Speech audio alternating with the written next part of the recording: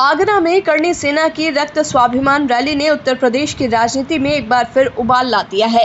ऐतिहासिक चेतना, राजनीतिक वर्चस्व और जातीय पहचान के सवालों को लेकर शुरू हुई ये रैली न केवल आगरा की सड़कों पर दिखी भीड़ के कारण चर्चा में है, बल्कि इसके पीछे की पृष्ठभूमि और बढ़ती असहिष्णुता के संकेतों को लेकर भी गंभीर सवाल खड़े कर रही है। रात की बारिश और आंधी से मंच ध्वस्त हो गया था, लेकिन आयोजकों ने युद्ध स्तर पर तैयारी कर रैली को आकार दिया। अनुमान है कि 1 लाख से अधिक लोगों की भागीदारी रही, जिनमें लाठी डंडे लिए युवाओं की बड़ी तादाद शामिल थी। करणी सेना की इस रैली ने कानून व्यवस्था को लेकर भी चुनौती पेश की है। 26 मार्च को समाजवादी पार्टी के राज्यसभा सांसद रामजी लाल सुमन के आवास पर हुए हमले का मुख्य आरोपी आकेंद्र राणा भी मंच पर मौजूद था।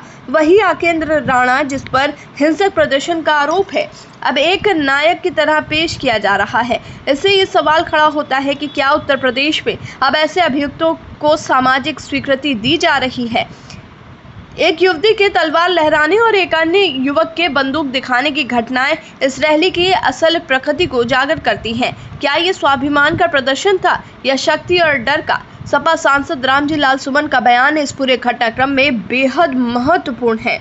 उन्होंने कहा कि कई करणी सेना घूम रही है, यानी संगठन की विश्वसनीयता और नियत पर उन्होंने सवाल उठाया। उन्होंने ये भी कहा कि असहमति जताने के संवैधानिक तरीके होते हैं, लेकिन जब उनके परिवार पर जानलेवा हमला होता है, उनके घर पर बुलडोजर लाया जाता है, तो क्या उनके पास अदालत जाने के सिवा कोई रास्ता बचता है?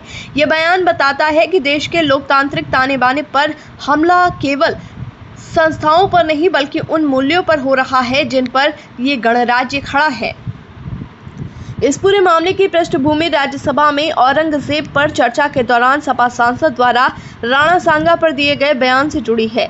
बयान क्या था, ये भले ही अब धुंधला हो चुका हो, लेकिन जिस प्रकार से उसे राजनीतिक मुद्दा बनाया गया, वो साफ दर्शाता है कि किस तरह इतिहास और प्रतीकों का उपयोग करके वर्तमान को अस्थिर करने की रणनीति रची जा रही है।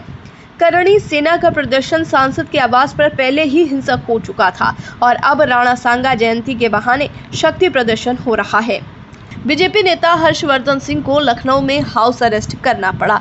ये दिखाता है कि ये केवल एक स्थानीय घटना नहीं, बल्कि राजनीतिक दलों के बीच वर्चस्व की लड़ाई का रूप ले चुका है।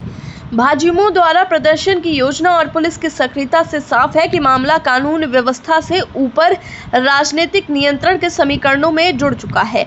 आगरा पुलिस ने सुरक्षा के व्यापक इंतजाम किए हैं। 4000 से अधिक पुलिसकर्मियों की तैनाती, ट्रैफिक डायवर्जन, नाकों पर चेकिंग और बुलडोजर तक की तैनाती, ये सब एक लोकतांत्रिक देश में एक शांतिपूर्ण प्रदर्शन की जरूरत नहीं होनी चाहिए थी। अगर वास्तव में ये शांतिपूर्ण होता, सवाल ये है कि क्या स्वाभिमान के नाम पर हिंसा का सार्वजनिक महिमामंडन जायज है? क्या लाठी डंडे और तलवारें ही अब असहमति का नया राजनीतिक तरीका बन चुकी हैं? क्या किसी सांसद का बयान इतना अस्वीकार हो सकता है कि उसकी प्रतिक्रिया हिंसा हो? और सबसे बड़ा सवाल, क्या ये पूरा घटनाक्रम सच में इतिहास की रक्षा के लिए है या इतिहास के नाम पर वर्तमान को हिलाने का प्रयास है? इस रैली ने उत्तर प्रदेश की राजनीति को और अधिक ध्रुवीकृत कर दिया है। जहां एक ओर जाति गौरव और परंपरा की रक्षा की दुहाई दी जा रही है, वहीं दूसरी ओर कानून का राज और संवैधानिक मूल्यों की अनदेखी होती दिखाई दे रही है। ये एक रैली नहीं, बल्कि वो सामाजिक, राजनीतिक और सांस्कृतिक संघर्ष की झलक है जो आज के भारत की दिशा तय करने वाला है।